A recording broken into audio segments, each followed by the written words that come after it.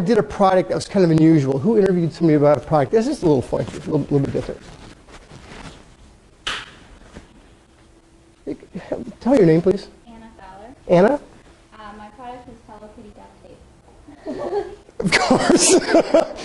It could exist. It could exist. So if we were the manufacturers of Hello Kitty Duct Tape, and we want to say, God, we think this is the greatest idea in the world, we've patented it.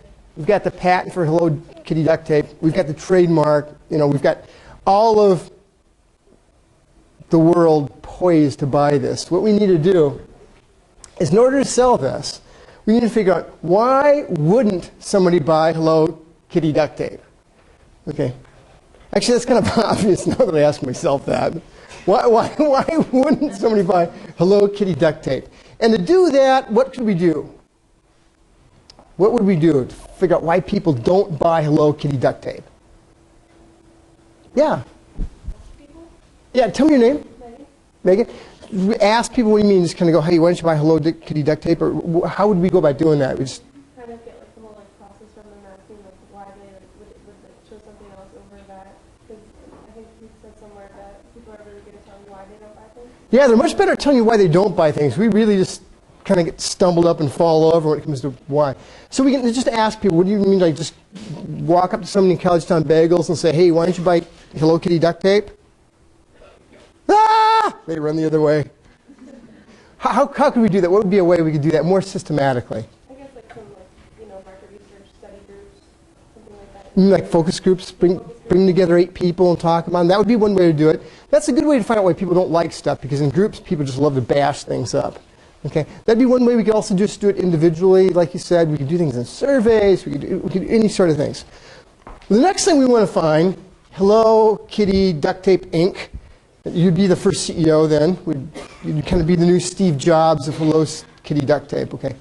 The next thing we'd have to do is we'd say, who buys this stuff and just thinks it's the coolest stuff in the world? We'd want to find the world's biggest champion. Okay. And after we found that person, what we want to figure is, why do they really love this stuff so much?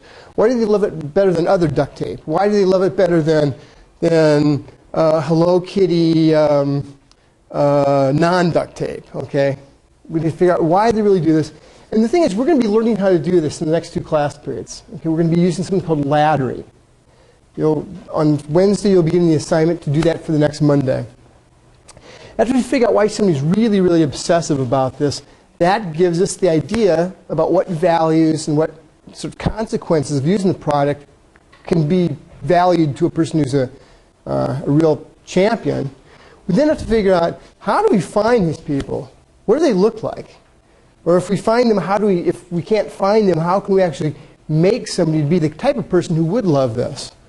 And then once we figure that out, we can very much more easily come up with the 4 Ps about what exactly we do to get somebody to buy Hello Kitty Duct Tape.